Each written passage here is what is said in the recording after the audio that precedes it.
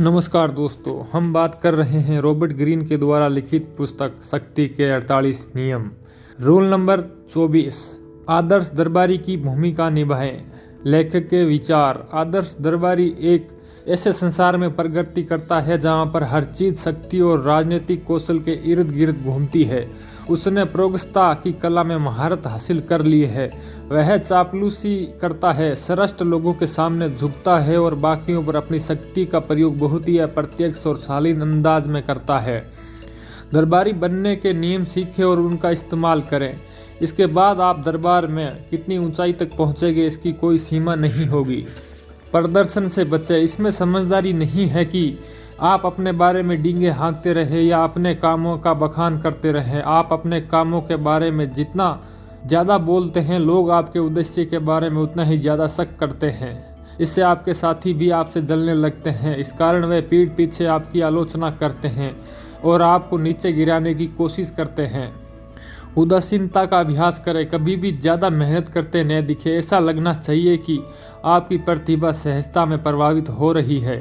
ऐसा लगना चाहिए कि आप उस काम को बड़ी आसानी से कर देते हैं। मेहनती व्यक्ति की बजाय प्रतिभाशाली व्यक्ति की छवि बनाएं। लोगों को इस बात पर हैरानी नहीं होनी चाहिए कि इस काम में इतनी मेहनत क्यों करनी पड़ी, बल्कि इस बात पर हैरानी होनी चाहिए कि आपने इतना बड़ा काम कितनी आसानी से कर दिया। चापलूसी में कंजूसी करें। ऐसा लग सकता है कि आपके ऊपर बैठे लोग चापलूसी के भूखे हैं और उनकी भूख कभी खत्म नहीं होती, लेकिन किसी भी चीज के ज्यादा हो जाने पर उसका मूल्य कम हो जाता है। अप्रत्यक्ष चापलूसी करना सीखें। उदाहरण के लिए अपने योगदान को कम महत्व दें ताकि आपके बॉस की छवि ज्यादा अच्छी दिखे। यह एक विरोधाभास है। आप दुस्साहसी तरीके से ऐसा नहीं कर सकते, लेकिन आपको सबकी नजरों में ही रहना है। अगर शासक दरबारियों के झुंड में आपको नहीं पहचान पाता है तो आपकी तरक्की की कोई संभावना नहीं है। इस काम में बहुत कला की जरूरत होती है। शुरुआत में अक्सर इसका मतलब यह होता है कि आपका शरीर शासक की नजरों के सामने रहे। अपने शारीरिक हुलिये की तरफ ध्यान दें और उसके एक विशिष्ट शैली और छवि बनाने का तरीका खोजें।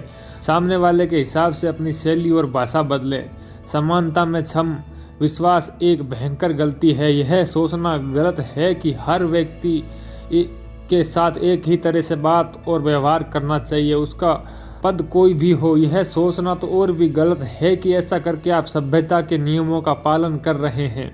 आपके नीचे के लोग यह मानेंगे कि ऐसा करते समय आप अपने स्तर से नीचे उतर रहे हैं और उनका यह सोचना सही है। यही नहीं, आपके ऊपर के लोगों को यह बात बुरी लगेगी। हालांकि हो सकता है वे ऐसा न माने। आपको हर व्यक्ति के हिसाब से बोलना सीखना चाहिए और अपनी शैली बदलने का अभ्यास करना चाहिए। यह झूठ बोलना नहीं है, यह तो अभिनय है और अभिनय ईश्वर द्वारा प्रदत्त गुण नहीं है।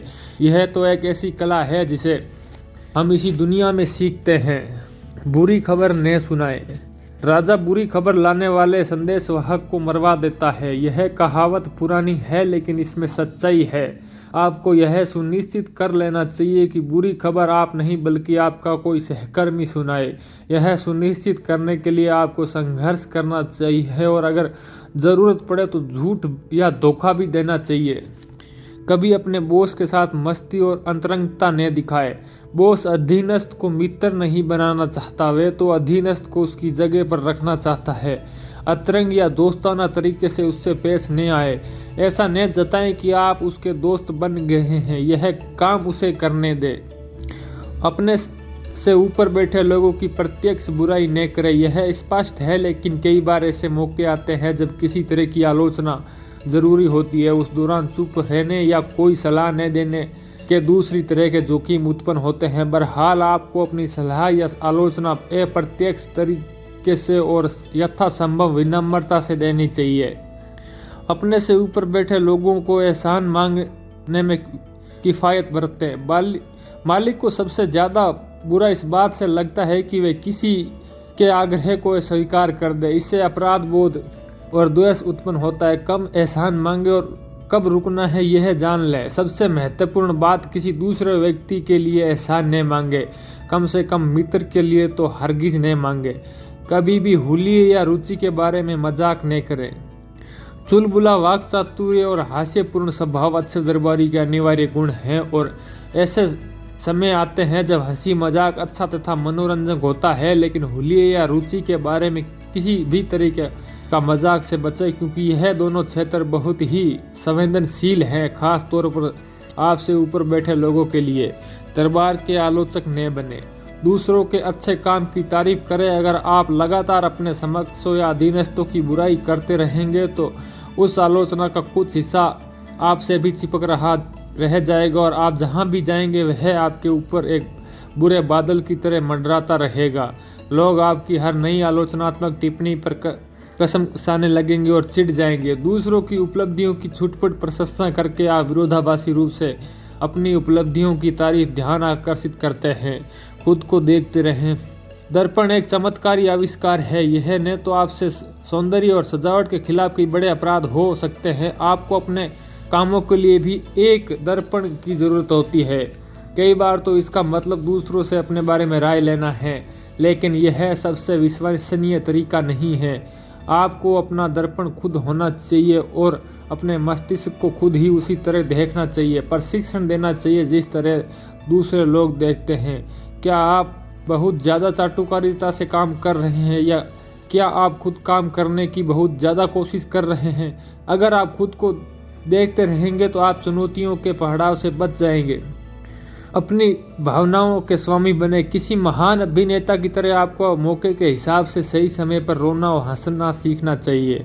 आपको अपने गुस्से और कुंठा को छुपाना तो आना ही चाहिए। अपनी संतुष्टि और सहमति को छिपाना भी आना चाहिए। आपको अपने चेहरे के भावों का स्वामी होना चाहिए।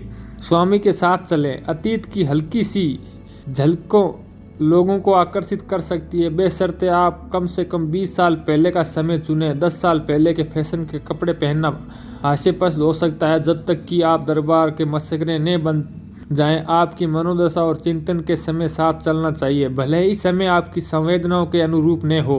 बहरहाल अगर आप बहुत ज़्यादा आगे की सोचेंगे तो कोई भी आपको नहीं समझ पाएगा।